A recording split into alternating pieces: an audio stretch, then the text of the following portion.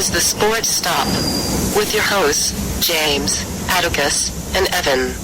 Only on WSJU Radio.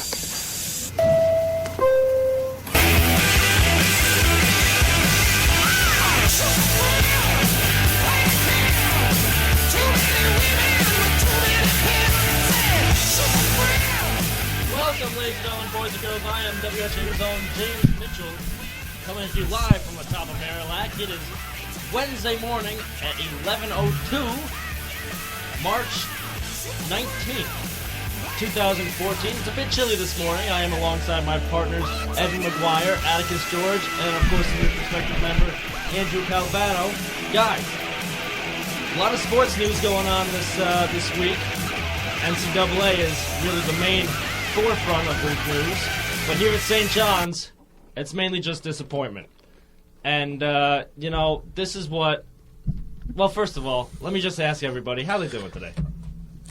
I am extremely tired right now. I think we're all pretty tired. I only have 3 hours of sleep right now.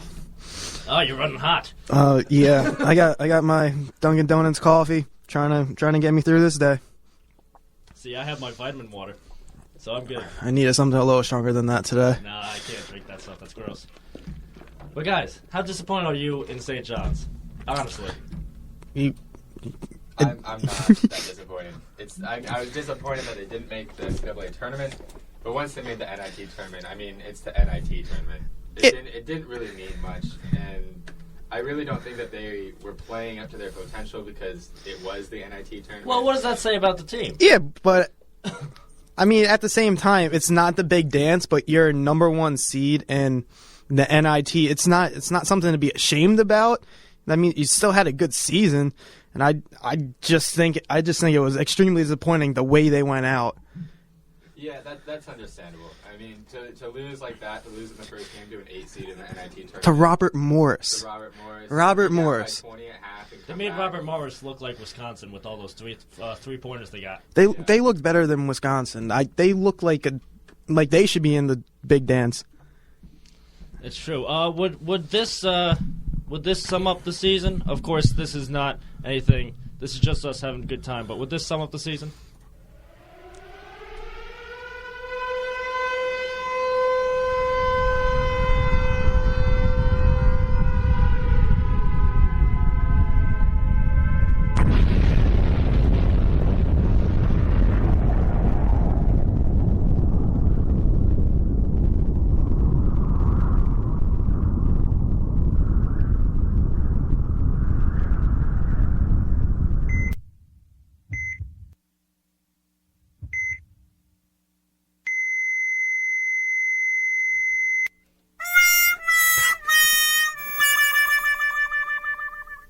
Is that about accurate? Yeah, that's a season in a nutshell. Yep. That's what happened.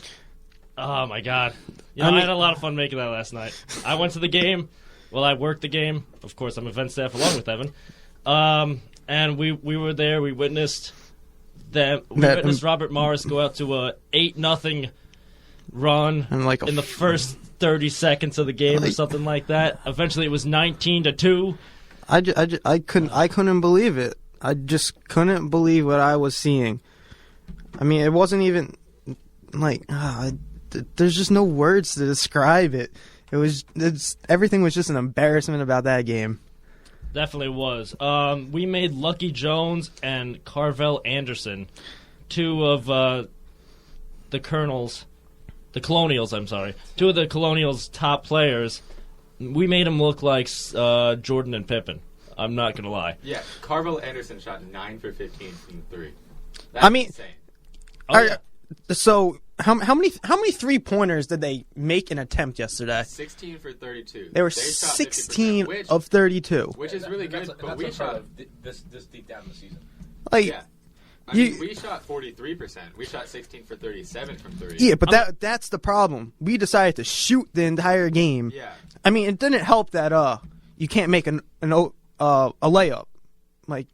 There was countless times when the team missed not easy, but layup opportunities. You have to finish in the paint and on a layup nonetheless. I can even finish a layup. The guy who really tried to save it. Well, there were two guys who tried to save it for St. John's. Hooper. But one of them, who probably had more minutes last night than he had all season, was Max Hooper. He was 6 for 12 from 3. That's pretty much all he shot. All he shot was threes. Yeah.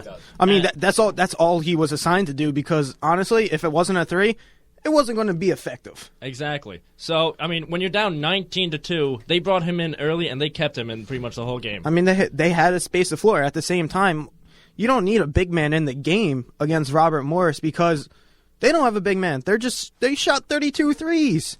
They did, and they made 16 of them. Yeah, I mean, and you got to think, if they're a 3-point shooting team and they're making all the shots against a man-on-man defense, would you change it when they get out to a 19-2 run? Would you change the defense to maybe slow them down, give them a different look? You would think so. I don't know.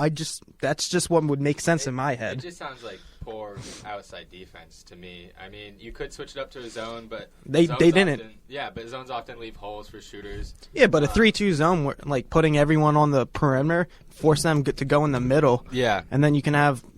I can understand changing up something. If not going to a zone, at least putting some pressure on them. Yeah, maybe a little bit of a full court down by 20. Man. Down by 20 in the first. A little bit of a full court man or something like that. The first time they did full court, like a full 4-court pressure, 3 minutes left in the first half.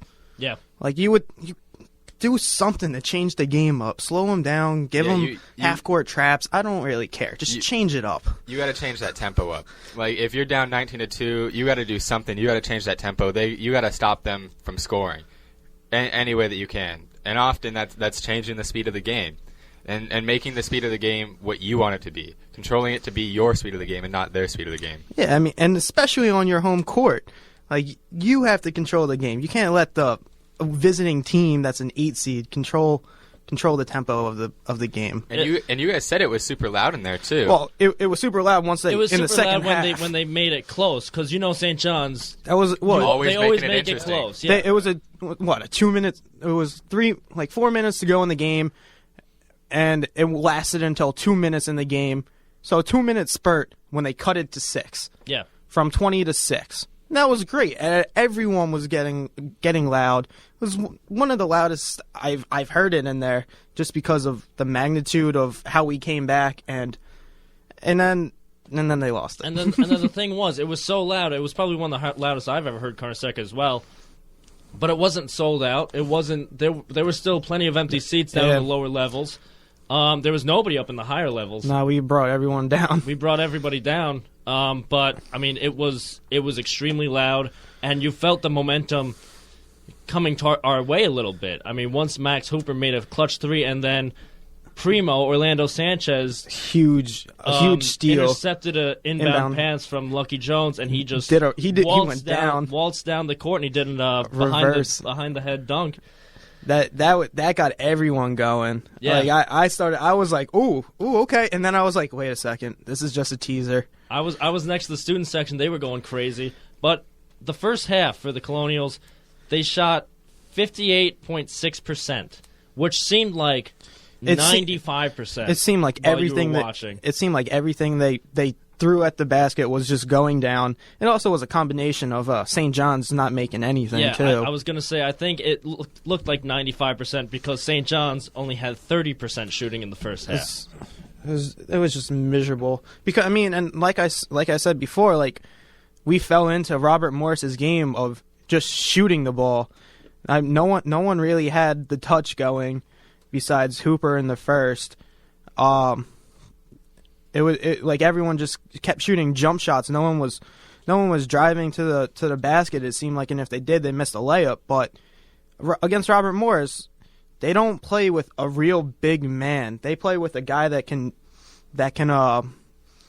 just is like a hybrid big man. And we didn't take advantage of it.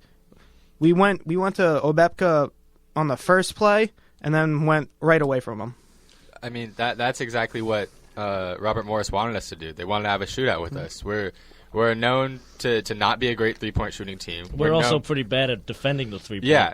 So that's what they wanted to do. They wanted to have a shootout, and they knew that if we had a shootout, they could beat us, and they did. And I think Robert Morris came into this game with a psychological mindset that they had nothing to lose whatsoever. Oh, absolutely not. They come in as an 8th seed from, I believe they're in the NEC conference. They're playing a Big East powerhouse, you could say, in St. John's. St. John's coming off a disappointing season, probably thinking that we shouldn't be in the NIT. I just don't think they gave it their all, and Robert Morris came to play because what do they have to lose? Exactly. Team like that, small team, now that they move on, and who knows how far they can go. Yeah. And I think during that 2-minute stretch towards the end of the game, we had all the momentum going, and we came off another steal. And I remember I was like, all right, because I saw Hooper open down in the corner. Branch did I don't know why, but he decided to do a look away and then pass to Hooper, and he kind of floated the ball to give the defender time to close.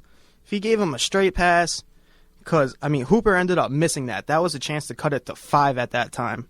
If Hooper hit that, I think we would have won that game. But it was just such a big miss at that time. And the thing was, Robert Morris, they kind of fell asleep there in the middle of the second half, all the way until they started waking up. But even then, when St. John's was fouling them just to try and stall the end of the game, they missed a lot of free throws. They missed a lot, but we I think they made more 3-pointers than free throws in the second half. Yeah, and that end of the game when no one was hitting anything, St. John just gave the ball to Branch, and he just kept hitting threes from the left side of the court. It was unbelievable. Out of nowhere. It was unbelievable. Yeah, too. I saw him pull up. I'm like, oh god, here we go. And I was like, okay, he hit a shot. Nice. See, this is awesome. I was in the Robert Morris fan section, and at 2 minutes the defense staff goes down, so I was sitting with them, and that's when Jamal Branch started making these incredible threes. But they're like, oh, were deep threes. Don't give it to Max Hooper. Just don't give it to Max Hooper. And then they gave it to Jamal Branch, and then they're like, what the heck? What is going on here? Yeah, he hit in 3 straight possessions. He hit 3 threes, so he had 9 points there. The next possession down, the 3 threes came from the left side of the court. The next time down, he was on the right side, and he pulled up for 3, and he missed that one. And then the next possession, I think Dom Pointer had the ball, waited for Branch to come to the left side of the court, gave him it, and he hit another 3. I think he had 12 or 15 straight of St. John's points, but of course we're fouling at that time too, so it only counts for half maybe. Now, go ahead. All right, were you going to go follow on that? I was going to follow up with the free throws. All right, do that because I'm going to go into something else. Okay, I was going to say that's another big thing. St. John's shot only 5 free throws. We hit 4 of them. Good shooting percentage, but when you only shoot 5 to 27 free throws, and to be fair, we were fouling at the end, so that probably throws another 12 up there. Yep. But that's still a discrepancy if you discount the ones at the end of 15 to 5 free throws. And that's 10 points right there. That's 10 easy points. That cuts it to a 1-point game. And that just shows that we were just shooting the ball the entire game. Yeah, we weren't trying to go inside at all. We were just pulling it up from outside. Obviously, we had 37 3-point shots.